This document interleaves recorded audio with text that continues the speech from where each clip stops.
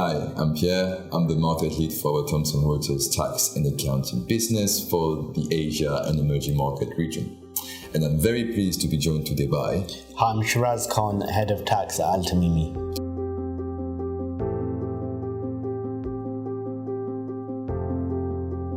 So Shiraz, thank you so much for being with us today. Bahrain and VAT is a very new story. They've been live for less than 2 months as we speak. So from your point of view, from a legal framework point of view, what has been happening so far? As you mentioned, VAT is only imposed in Bahrain for just over a month. So it's very, very new. So unsurprisingly, there's been no legislative developments. However, like Saudi Arabia and the UAE, the tax authority have issued some guidance. So they've published at this stage 3 guides, general guides on VAT. It's expected in the future that they'll publish more guides, particularly in relation to the VAT treatment for specific industry sectors. I think it's also important to mention that the tax authority changed its name.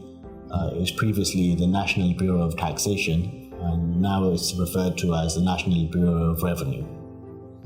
Finally, it's also important to mention the phased introduction of VAT in Bahrain.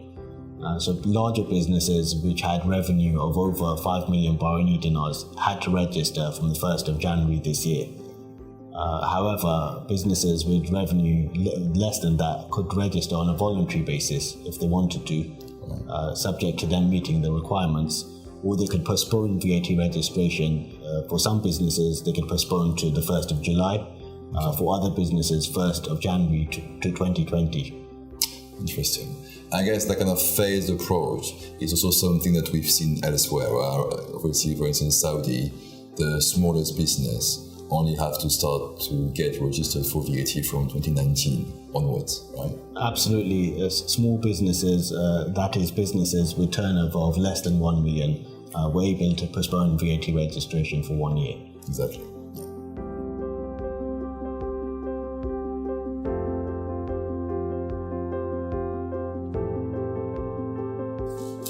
So, what would you say would be some of the key difference that you've seen in the framework of Bahrain compared to UAE and Saudi so far?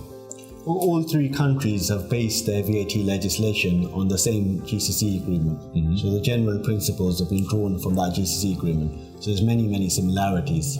However, in terms of some of the differences, some of the key differences relate to the policy decisions which were taken by the countries.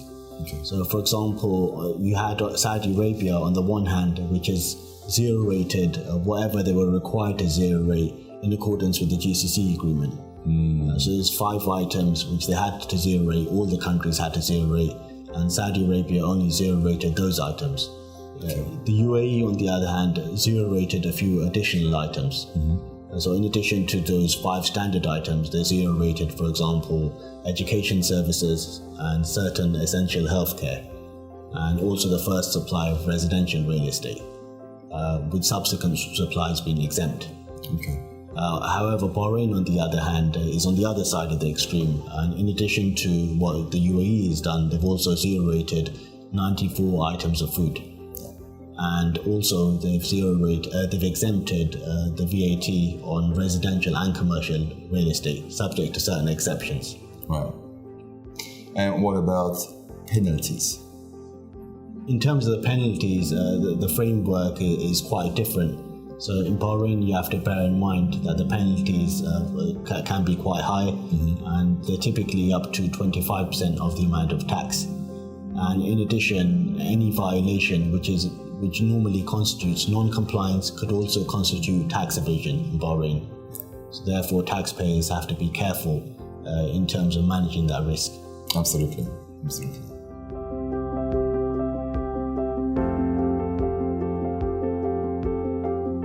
So, what would you recommend, based on what we just discussed, Bahrain businesses to do right now? I think the most important thing is to make sure they've identified the correct VAT treatment and they comply with all the obligations, and they proactively manage this risk by taking advice in this regard. It's important to note that in Bahrain, there are very high penalties if they commit errors. So the penalties for errors could be 25% of the amount of tax. And more importantly, any normal non-compliance violation could also constitute tax evasion. And the penalties for tax evasion are 300% of the amount of tax. And there could also be imprisonment for 3 to 5 years. Yeah, exactly. Well, that would hopefully give something to think about to all the companies in Bahrain who are currently going through a VAT implementation. Well, Shiraz, thank you so much for being with us today. Thank you all for watching, and see you next time.